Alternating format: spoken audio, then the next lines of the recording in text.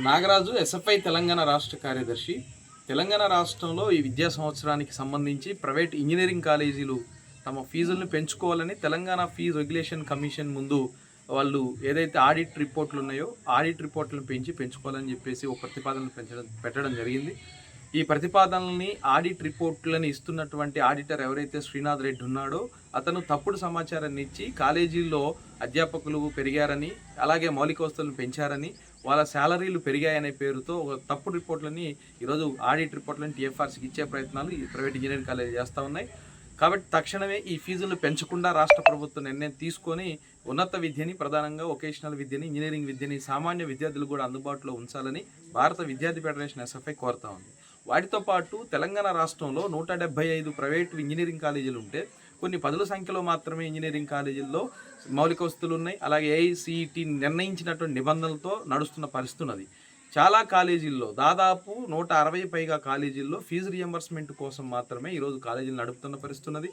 తప్పుడు పద్ధతుల్లో సిలికాన్ థమ్స్ని తీసుకొని సిలికాన్ థమ్స్ పేరుతో ఉపాధ్యాయులు, అధ్యాపకులు ఉన్నారనే పేరుతో దొంగ వేలిముద్రలు వేయడం ద్వారా, అలాగే తనిఖీలకు వచ్చినప్పుడు ఉన్నత విద్యా మండలి కావచ్చు, ఏఐసిటి నుంచి ఎవరైతే తనిఖీలకు వస్తారో ఆ తనిఖీలకు వచ్చినప్పుడు ప్రతి ఎక్కువ మంది ఉపాధ్యాయులు, అధ్యాపకులను రోజువారీ కూలికి ఇచ్చి మరి వాళ్ళని చూపెట్టే ప్రయత్నం ఈరోజు ప్రైవేట్ ఇంజనీరింగ్ కాలేజ్ చేస్తూ ఉన్నాయి.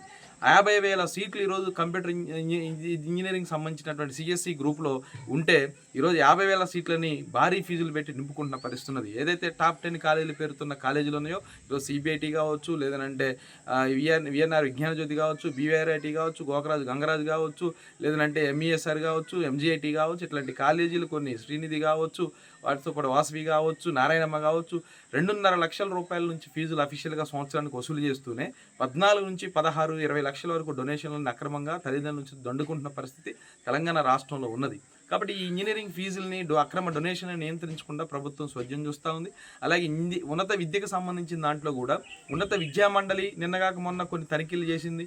అప్లికేషన్లు ఇవ్వడం కోసం చైర్మన్ దగ్గర నుంచి చైర్మన్ 1, వైస్ చైర్మన్ 1, 2 ఇట్లా పోయి కొన్ని కాలేజీలు విజిటింగ్ చేసి తనిఖీలు చేసి వచ్చారు. ఆ తనిఖీల రిపోర్టు ఫైల్లో ఏముందో ఈరోజు మీడియాకి చెప్పాలి, ఈ సమాజానికి చెప్పాలి, వాటిని ప్రభుత్వానికి ఇచ్చారు తప్ప బహిర్గతం చేయట్లేదు. అందుకే తక్షణం ఉన్నత విద్యా మండలి చేసినటువంటి ఈ తనిఖీల్లో ఎంత మేరకు విశ్వసనీయత ఉంది, ఎంత మేరకు మౌలిక వసతులు ఉన్నాయి, ఎంత మేరకు నిజంగా ల్యాబులు ఉన్నాయి, బిల్డింగ్లు ఉన్నాయి, ఏదైతే ఏఐసిటి నిబంధనల ప్రకారం నడుస్తున్న కాలేజీలు ఎన్ని, రియంబర్స్మెంట్ కోసమే పెట్టిన కాలేజీలు ఎన్ని అనేది కూడా బయటికి తెలపాల్సిన అవసరం ఉంది. ఆ రూపంలో వీటిని తక్షణం బహిర్గతం చేయాలి. వాటితో పాటు ఈ రాష్ట్రంలో ప్రధానంగా ఈ ప్రైవేట్ ఇంజనీరింగ్ కాలేజీలు చేస్తున్న ఈ అక్రమాల మీద విచారణ జరిపించాలి, ఏసీబీతో విచారణ జరిపించాలి, అవసరమైతే సిబిఐని కూడా ఇందులో దింపాలని చెప్పేసి కూడా ఎస్ఎఫ్ఐ ప్రధానంగా డిమాండ్ చేస్తూ ఉంది.